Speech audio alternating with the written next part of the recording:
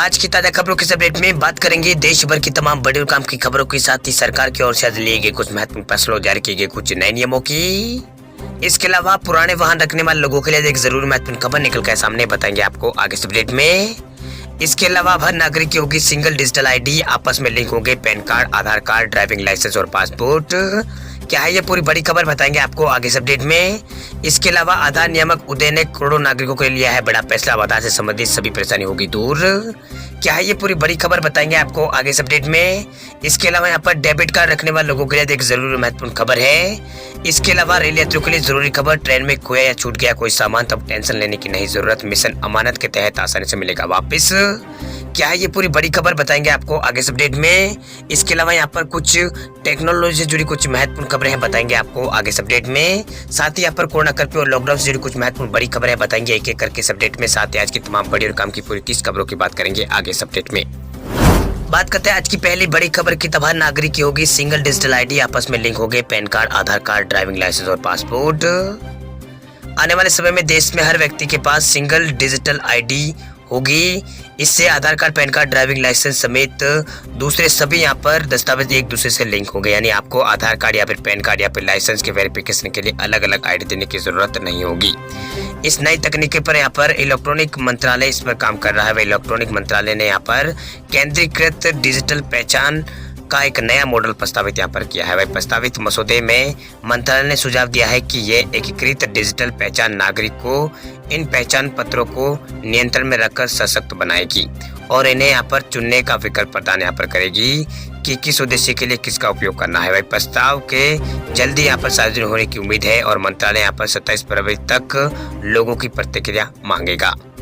चलिए बात करते हैं अगली खबर की। तो टेलीकॉम कंपनियों को 2 साल तक सुरक्षित रखना होगा कॉल रिकॉर्ड, सरकार ने जारी किया है आदेश। सरकार ने नॉर्मल नेटवर्क के साथ इंटरनेट के जरिए विदेश से की जाने वाली कॉल और सैटेलाइट फोन कॉल और इसके अलावा यहाँ पर कॉन्फ्रेंस कॉल और मैसेज को कम से कम यहाँ पर 2 साल तक सुरक्षित रखना अनिवार्य यहाँ पर कर दिया है। टेलीकॉम डिपार्टमेंट की तरफ से जारी एक सर्कुलर में टेलीकॉम सर्विस प्रोवाइडर्स के लिए इंटरनेशनल कॉल व मैसेज को सुरक्षित रखने के बारे में आदेश यहाँ पर जारी किया गया है। वही टेलीकॉम डिपार्टमेंट ने यह कदम दिसंबर में यहाँ पर यूनिफाइड लाइसेंस में किए गए यहाँ पर अमेंडमेंट के बाद यहाँ पर ये कदम उठाया है, जिसमें कॉल डेटा के अलावा यहाँ पर इंटरनेट ब्यूरो को 2 साल तक के लिए सुरक्षित रखना अनिवार्य किया गया था।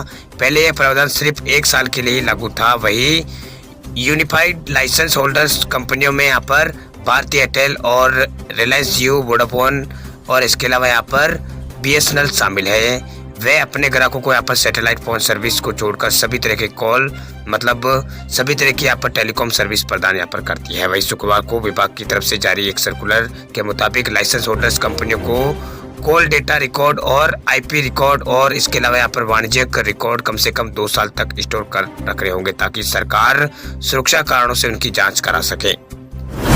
चलिए बात करते हैं अगली खबर की। तो एक्सिस बैंक ने FD की ब्याज दरों में किया है बदलाव। प्राइवेट सेक्टर के तीसरे सबसे बड़े बैंक एक्सिस बैंक ने फिक्स डिपॉजिट यानी FD की ब्याज दरों में बदलाव किया है। वही नई दरें जो है वो बुधवार 26 जनवरी से प्रभावी हो गई। आपको बता दें कि एक्सिस बैंक 7 दिनों से लेकर 10 साल तक के विभिन्न टेन्योर के लिए FD प्रदान करता है। इस संशोधन के बाद एक्सिस बैंक 7 से 29 दिनों के बीच की मैच्योरिटी वाली FD पर 2.5% की ब्याज दर की पेशकश कर रहा है। वह 30 दिनों से 3 महीनों के कम की FD पर 3% और 3 महीने से 6 महीनों के बीच की यहाँ पर FD पर 3.5% ब्याज ऑफर कर रहा है। वह 6 महीने से 11 महीनों के बीच की यहाँ पर FD पर 4.40 ब्याज दे रहा है।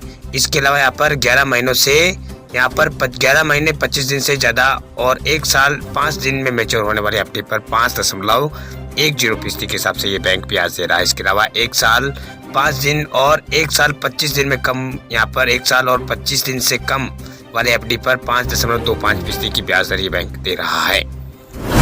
चलिए बात करते हैं अगली खबर की। तो उदय ने करोड़ों नागरिकों के लिए लिया है बड़ा फैसला, आधार से संबंधित सभी परेशानियां होगी दूर। अब आधार कार्ड से जुड़ी सभी परेशानियों का हल एक ही जगह पर मिलेगा। दरअसल उदय ने इसके लिए यहाँ पर विस्तृत खाता यहाँ पर तैयार किया है। प्राधिकरण ने इसके लिए यहाँ पर आधार सेवा केंद्र परियोजना की तैयारी यहाँ पर की है। पहले चरण में देश के 53 शहरों में 114 आधार सेवा केंद्र बनाने की योजना उदय की है।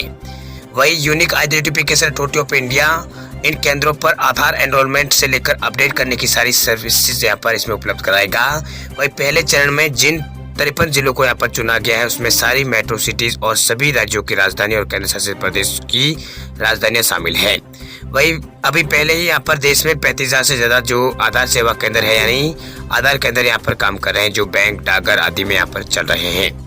वही उदय ने यहाँ पर बताया है कि ये आधार सेवा केंद्र सप्ताह के 7 दिन खुले रहेंगे और सभी आधार सेवा केंद्र व्हील चेयर समेत बुजुर्गों और दिव्यांगों के लिए भी सभी जरूरी सुविधाओं से लैस होंगे। वही इन केंद्रों पर आधार कार्ड बनवाने, डाउनलोड करने, प्रिंट निकलवाने की सुविधा भी इसमें होगी। कोई भी भारतीय नागरिक इन केंद्रों पर जाकर अपना आधार का नाम, पता और इसके अलावा ईमेल आईडी वगैरह यहाँ पर सभी जानकारी इसमें अपडेट करवा सकता है। आपको आधार सेवा केंद्र पर फोटो और यहाँ पर आइरिस स्कैन की भी सुविधा इसमें यहाँ पर मिलेगी।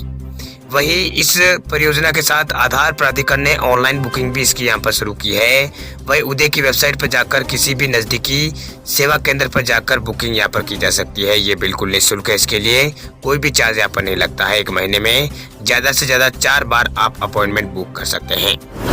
चलिए बात करते हैं अगली खबर की। तब अपनी पुरानी कार में आप लगवा सकते हैं सीएनजी किट, केंद्र सरकार ने दी है इसकी मंजूरी। कार मालिकों को केंद्र सरकार ने एक अच्छी खबर दी है, जिसमें एक नोटिफिकेशन के जरिए BS6 वाहनों को सीएनजी या फिर एलपीजी में यहाँ पर रिट्रोफिट करवाने की अनुमति दे दी गई है। अब सभी वाहन मालिकों को अपनी पुरानी गाड़ियों को सीएनजी से चलाने वाला वो बनवा सकते हैं।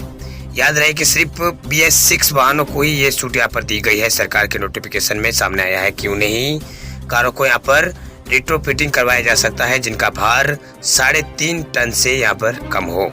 वही सरकारी अधिकारियों की माने तो बीते कुछ सालों में ये मांग लगातार बनी हुई है और सीएनजी के लिए बहुत सारे यहाँ पर लोग रिट्रोफिटिंग की जानकारी यहाँ पर ले रहे थे। फिलहाल भारत में सिर्फ यहाँ पर BS6 मानकों वाले वाहन ही यहाँ पर बेचे जा रहे हैं, जो अप्रैल 2020 में लागू हुए नियम के बाद यहाँ पर चलन में आए हैं। फिलहाल सरकार उन्हीं वाहनों को सीएनजी रिट्रोफिटिंग की इजाजत यहाँ पर सरकार ने दी है, जो भारत स्टेज 6 यानी BS6 मानक वाले हैं। चलिए बात करते हैं अगली खबर की। तो कोटक महिंद्रा बैंक के ग्राहकों के लिए बड़ी खबर, 31 जनवरी को नहीं मिलेगी डेबिट कार्ड से जुड़ी ये सर्विस। प्राइवेट सेक्टर के बड़े बैंक कोटक महिंद्रा बैंक के खाताधारकों के लिए बड़ी खबर निकल कर है। दरअसल कोटक महिंद्रा बैंक ने अपने ग्राहकों को बताया है कि डेबिट कार्ड की जो सर्विस है सोमवार यानी आज 31 जनवरी को कुछ घंटों के लिए काम नहीं करेगी। वही कोटक महिंद्रा बैंक के ग्राहक जो कार्ड का उपयोग कर किसी भी यहाँ पर खरीद या फिर लेन देन की योजना बना रहे हैं वो ध्यान दें कि सोमवार को यहाँ पर आज यानी 31 जनवरी को यहाँ पर 1 बजे से 4 बजे तक यहाँ पर इस दौरान बैंक के सिस्टम में मेंटेनेंस का यहाँ पर काम चलेगा। आपको बता दें कि कोटक महिंद्रा बैंक ने शुक्रवार दिसंबर 2021 में खत्म हुई तीसरी तिमाही के नतीजे यहाँ पर जारी किए हैं और दिसंबर तिमाही में यहाँ पर बैंक का नोट जो टोटल यहाँ पर प्रॉफिट है वो यहाँ पर 15% बढ़कर 2,131 करोड़ रुपए यहाँ पर हो गया है। वही ग्राहकों को भेजे गए एक ईमेल में कोटक महिंद्रा बैंक ने कहा है कि आपको सूचित किया जाता है कि बैंक सिस्टम सोमवार 31 जनवरी 2022 को 1 बजे से 4 बजे के दौरान रखरखाव और गतिविधियों से यहाँ पर गुजरेगा। वही मीडिया रिपोर्ट के मुताबिक ग्राहकों को यहाँ पर बताया गया है कि ATM, पोस्ट और QR और इसके अलावा यहाँ पर ई-कॉमर्स और यहाँ पर कार्डलेस विड्रॉल और पिन ऑथेंटिकेशन और पिन जनरेशन और कार्ड ब्लॉक अनब्लॉक करना और लेन देन राशि सीमा सहित डेबिट कार्ड सेवा इस दौरान यहाँ पर एक्टिव या फिर डीएक्टिवेशन प्रभावित यहाँ पर रहेंगे, यानी ये सर्विस काम फिलहाल नहीं करेगी इस टाइम के बीच। वही बात करते हैं अगली खबर की। देश भर में पिछले 24 घंटों में कोरोना के आए हैं 2,34,000 से अधिक नए मामले, 853 लोगों की हुई है मौत। देश में पिछले 24 घंटों में कोरोना के 2,34,000 से अधिक नए संक्रमित मरीज मिले हैं, वही 853 लोगों की मौत हुई है। अच्छी बात यह रही है कि इस दौरान यहाँ पर 3.5 लाख से अधिक लोग ठीक भी हुए हैं। इससे एक दिन पहले 2,35,000 केस सामने आए थे, 871 लोगों की मौत हुई है। वही पिछले दिन के मुकाबले नए केस यहाँ पर कुछ कम हुए। वही पिछले 9 दिनों में इसमें लगातार गिरावट देखी जा रही है। वही तीसरी लहर के दौरान 20 जनवरी को सबसे ज्यादा 3,47,000 से अधिक नए मामले मिले थे। फिलहाल देश में जो एक्टिव केस यानी इलाज करा रहे मरीजों की संख्या 18,77,000 पार है। वही महामारी की शुरुआत से अब तक यहाँ पर देश में करीब 4 करोड़ 10 लाख से अधिक लोग यहाँ पर कोरोना संक्रमित पाए जा चुके हैं। वही पिछले 24 घंटों में सबसे ज्यादा मामले यहाँ पर कोरोना के केरल राज्य से यहाँ पर आए हैं। 24 घंटों में यहाँ पर 50,812 नए संक्रमित मरीज मिले हैं। वैसे 70,000 से अधिक ठीक हुए, 54 लोगों की मौत हुई है। इससे एक दिन पहले इस राज्य में 54,000 मामले सामने आए थे। वही नए मामलों में 3,700 की कमी यहाँ पर देखी जा रही है। वही अब तक यहाँ पर 59 लाख से अधिक मामले सामने आ चुके। पॉजिटिविटी रेट इस राज्य में यहाँ पर फिलहाल 45.79% है। इसके अलावा यहाँ पर कर्नाटक में पिछले 24 घंटों में 33,000 से अधिक नए मामले आए हैं, जबकि 69,000 से अधिक लोग यहाँ पर पिछले 24 घंटों में ठीक हुए। इस दौरान यहाँ पर 70 लोगों की मौत हुई। एक दिन पहले यहाँ पर 31,000 के आसपास नए मामले सामने आए थे। मामले इस राज्य में जरूर बढ़े हैं। इसके अलावा यहाँ पर महाराष्ट्र में पिछले 24 घंटों में कोरोना के नए केसों की बात करें तो यहाँ पर 27,000 के आसपास नए मामले आए हैं। 61 लोगों की मौत हुई है। भाई 50,000 से अधिक ठीक हुए हैं। इस राज्य में पॉजिटिविटी रेट फिलहाल यहाँ पर 16.47% है। इसके अलावा तमिलनाडु में पिछले 24 घंटों में कोरोना के मामलों में बढ़ोतरी यहाँ पर हुई है। 24 घंटों में यहाँ पर 24,000 से आसपास नए मामले सामने आए। 26,000 एक दिन पहले यहाँ पर कोरोना के मामले आए थे। यहाँ मामलों में गिरावट आई है। वही 17.32% यहाँ पर पॉजिटिविटी रेट फिलहाल चल रही है।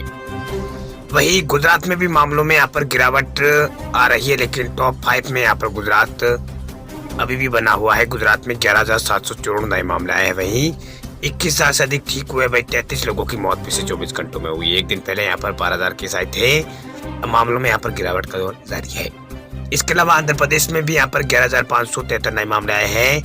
वही 9,000 से अधिक ठीक हुए हैं। पॉजिटिविटी रेट इस राज्य में फिलहाल यहाँ पर 30.91% है।